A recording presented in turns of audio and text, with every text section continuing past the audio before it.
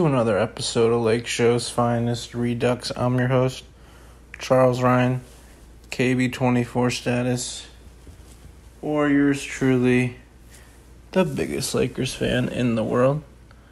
And I'm just checking in on you guys, seeing how you guys are doing on this lovely weekend. Los Angeles Lakers lost to the Indiana Pacers, unfortunately. And you know what? It's okay. I mean, worse things could have happened. You know, the Lakers are in the current state of just trying to get some rhythm going. There hasn't really been a game where LeBron and AD have consistently played well at the same time, maybe besides the Clippers game, even though LeBron didn't have a great game. And I'm talking about like within the bubble. This game was a little bit strange in the sense that J.R. Smith was benched, Dion Waiters was benched, Marcus Morris was benched, and the people that took their place were Jared Dudley, Talen Horton-Tucker, and Quinn Cook. You know, firstly, Quinn Cook is not very good. His job is to shoot threes and handle the ball sometimes, and he's done neither. Today he had a great game, but that's just, an anomaly. He's going to get benched for the rest of the season, most likely. And Caruso will be there instead. I like how Vogel decided to start Caruso this time and not Quinn Cook like 2 days ago, because that made no sense to me. When the 5 previous games, like I said, he didn't play a minute, or the 4 previous games. There's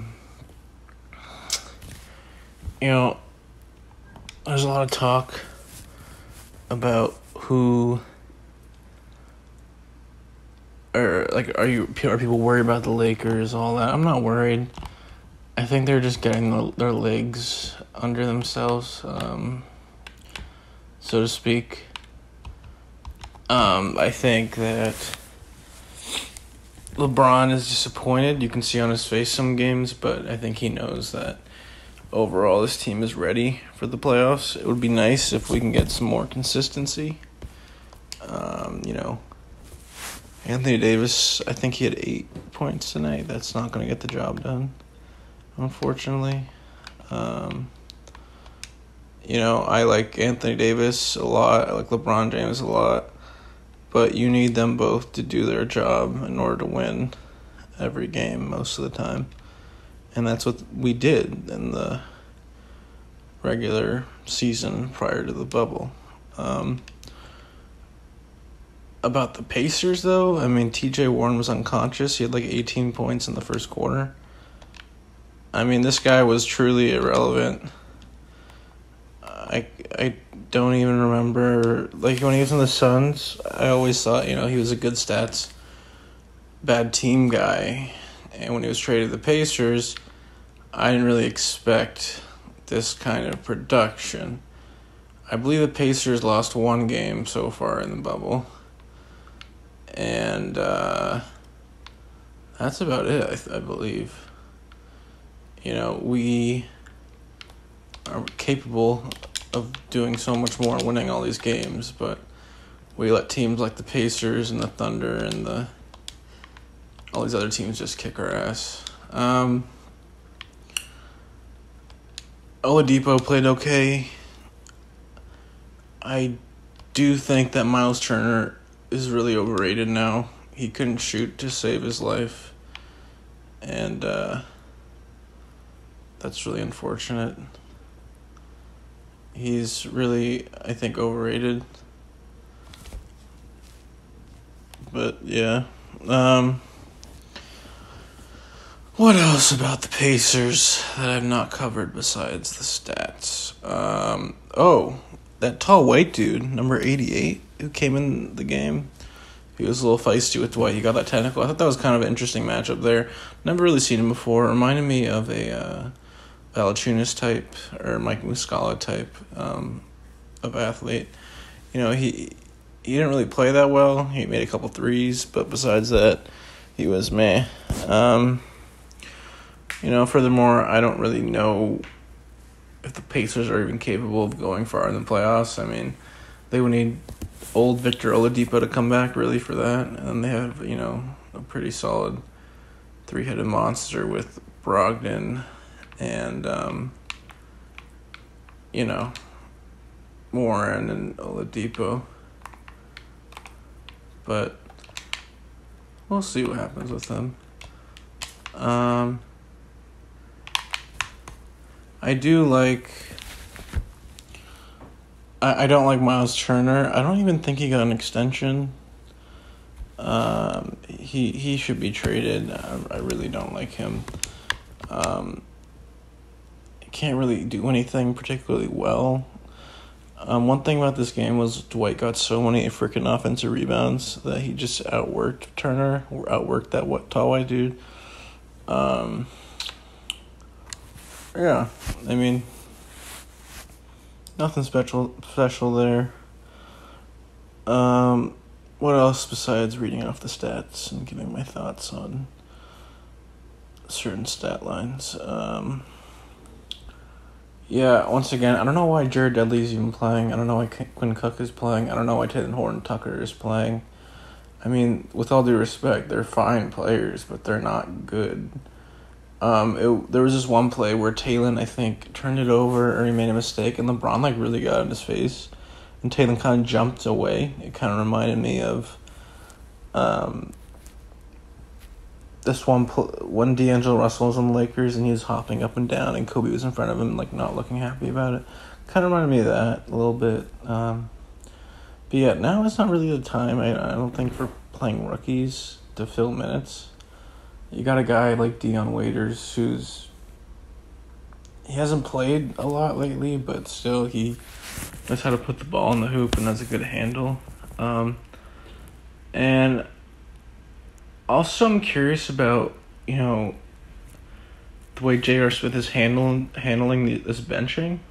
J.R. Smith is an NBA champion, and he's like LeBron's best friend, or one of them, or a good friend.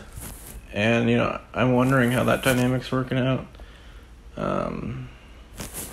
J.R. can have hot streaks, but, he's in the same boat as Dion, where J.R. hasn't played in, almost 2 years, a year and a half.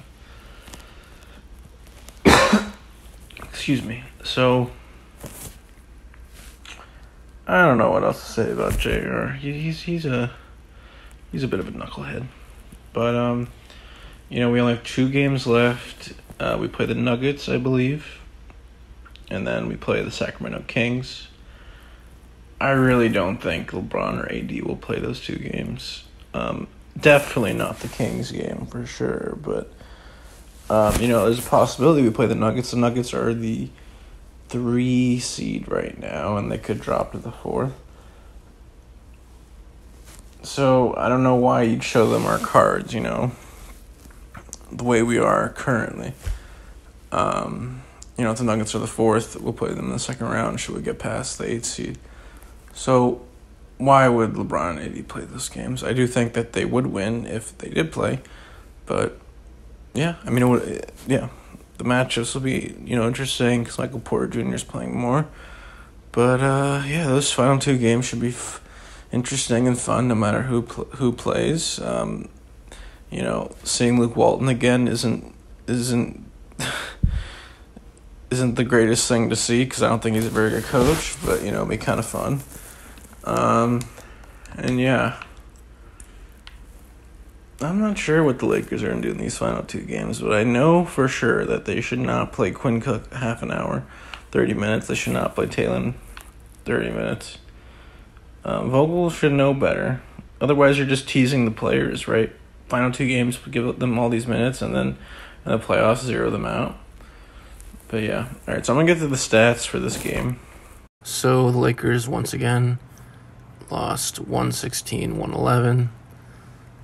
There were 17 lead changes. Probably the most competitive and fun game so far in the bubble. 13 was the longest run. I believe that was by us, though. The score was tied 8 times. Yeah, it felt like way more than that.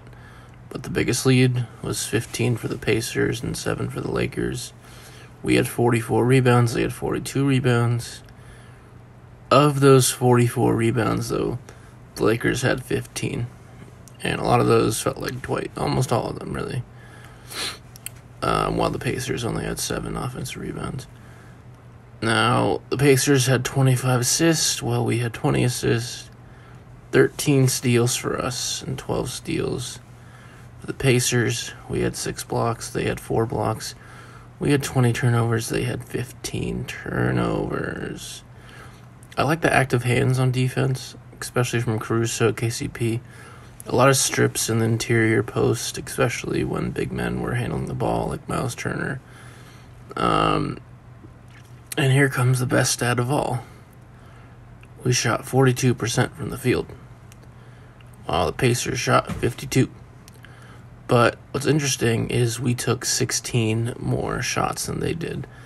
And a lot of that has to do with the offensive rebounds. But 16 is a lot. Our 3-point percentage, much better this game. We made more than 2. Let's put it like that. The Lakers were 33%. We're 13 for 39. 13 threes is pretty solid. While the Pacers were pretty much unconscious from the 3-point line. And they shot 46% from the 3. Making 15 of 33. That is crazy. Free throws. Not a lot of fouls this game. Only 19 free throws for us and 14 for them. Of course, we missed 5 and they missed 1. We shot 73% from the free throw line. Perfect. Those 5 missed free throws are the difference in the game for sure. So, leaves the Lakers to miss free throws. Yeah, I mean, TJ Warren is averaging like 35 points a game in the fucking bubble now. But he had 39. Shot 68% from the field. For a shooting guard, that's pretty, or for, perimeter player, that's pretty good. Was 15 for 22. Shot 8 threes, made 5. 4 for 4 from the free throw line. 5 rebounds, 1 assist, and 3 turnovers for TJ Warren for the best overall plus-minus in the game at plus 22. When he came out of the game in the second quarter, that's when the Lakers made their run, because the Lakers were a plus 15 in the second quarter. After he lit up the Lakers for 18 points, that's when shit got real. When he sat out. Tough game to watch. Especially when they're not picking up on the hottest guy in the freaking bubble right now. Not really many other big stats. Oladipo played pretty well. 22 points on 53% shooting. Malcolm Brogdon, 24 points on 62% shooting. Malcolm Brogdon, 4 for 6 from 3. And had 5 turnovers. Oladipo, 6 turnovers. It's funny, the whole entire starting lineup for the Pacers were, they had a positive plus-minus. Except for Malcolm Brogdon, who had a negative 16. That is very strange considering Malcolm Brogdon, wow, it's a tongue twister, I guess. Malcolm Brogdon played the most minutes on the Pacers and the most overall minutes in the game at 39 minutes. So that's weird how that plus-minus is. He had the worst plus-minus in the Pacers and almost the worst in the game, man. But on the bench, the Pacers didn't do too much. The Pacers had 11. They had 17 bench points. And that really tall white dude I was talking about earlier, his name is Goga Bitadze, blah, blah, blah. Goga Bitadze, something like that. It was kind of fun seeing TJ McConnell. He was really crafty in the post. sifting through the defense, going baseline, looking for people. He had 4 assists, 5 rebounds, and 4 steals. TJ McConnell kind of reminds me of a mini Alex Caruso in a sense. But yeah, and then this guy named Jakar Simpson came off the bench. He didn't do anything. I mean, he did a couple. He had 4 points, and they were both, you remember those sexy 2 put-back dunks, but never heard of him. I'd expected more from Doug McDermott too, but he only had 3 points, and apparently this is the only 3 that he has made all the whole entire bubble. He's like 1 for 12 in the bubble or something like that. And once again, your Los Angeles Lakers. Here are, our stats. LeBron James, 35 minutes. Anthony Davis, 35 minutes. That's how you stagger minutes.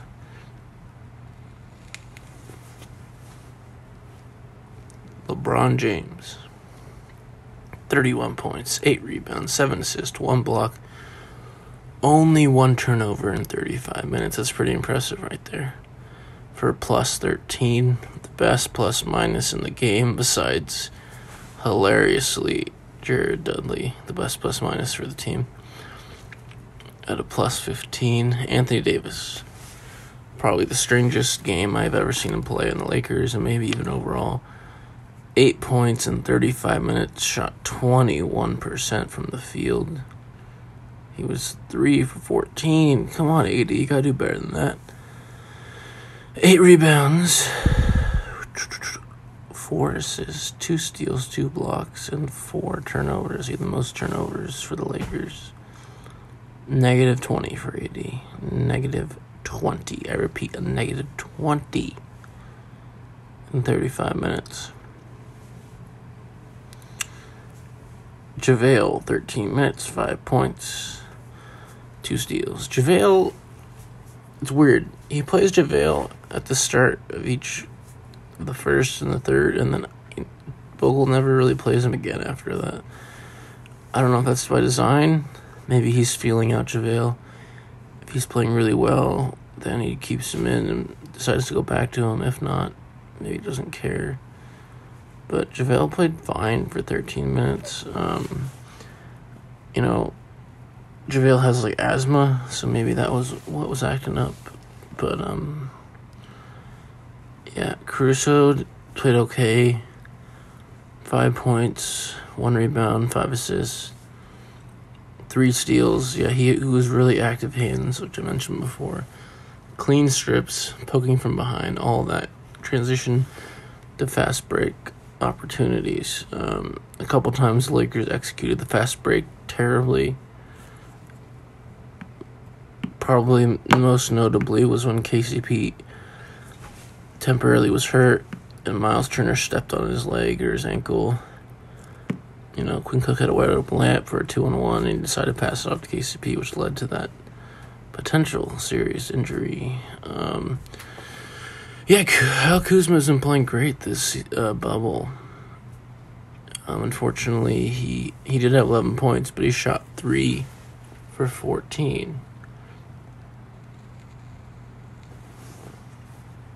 That's only 21% from the field. I don't know what happened, but maybe it's just a throwaway game. He had 3 steals, though. Kuzma's defense is coming along. It really is. A lot of improvement. And then the most insignificant stats that don't really matter, but were nice for this game, was Quinn Cook, 23 minutes for 21 points, and Talen Horton-Tucker, 16 minutes for 10 points.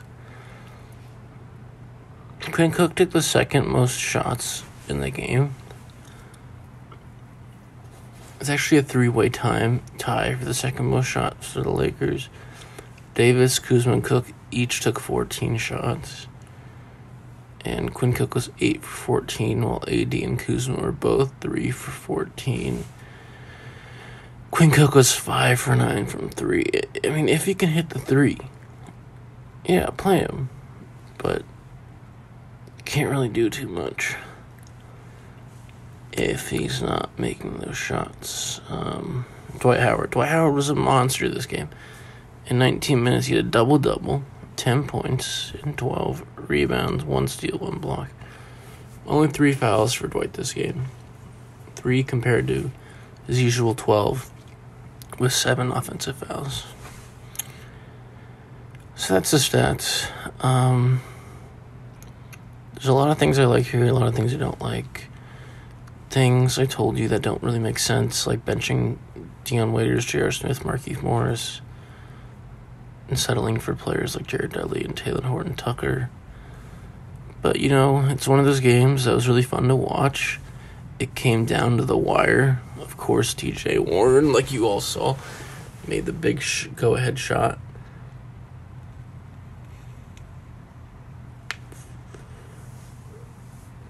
And that's all she wrote, really. I really wish the Pacers the best, because if they can upset all these teams, maybe they'll upset the Bucks. Who knows? But yeah, Nate McMillan, the coach of the Pacers, deserves a lot of credit, because this Pacers team plays really hard, and they try their best on defense. They didn't play too much defense tonight, but they really clamped down in the fourth, and it all worked out for them. So that's the podcast. I said I will do a podcast after every single game now, because there's no more back-to-backs. However, if the Kings game, LeBron and AD do not play, and it's just the most disinteresting game ever, I don't know if I will do one. I mean, I will if they do play. After the Kings game, we will know the playoff matchups, so, there's something that I will look forward to talking about. But same thing with the Nuggets. If AD and LeBron don't play, I'm not really sure if it even makes sense to talk about it, because it's not the real Lakers product that's being put out there, and it's not a real game, really. I mean, arguably the 2 greatest players in the world, 2 of the top 5. I mean, if they're not there, what's there really to evaluate? But yeah, that's the podcast. Thank you so much for listening. Thank you to you loyal people who stuck by with me the past few years. I'll continue to post no matter what. You want to follow me on Snapchat, Twitter, Instagram, everything's in the info feed below. But thanks a lot. Once again, I hope you like my montages and my intro videos. My most recent one was that LeBron one in the previous podcast. I thought that was pretty cool. I thought the music sounded cool. And the LeBron dunk in the beginning was a monster dunk, and I tried to complement that with some loud banging noises and all that. But yeah, check out my montages. I have this Kobe montage that's 20 years of Kobe Bryant in 20 minutes, and it's all about his career. And now it's kind of sad. But yeah. Alright, so take care, stay safe, and let's get this win versus the Nuggets. Take care. Peace.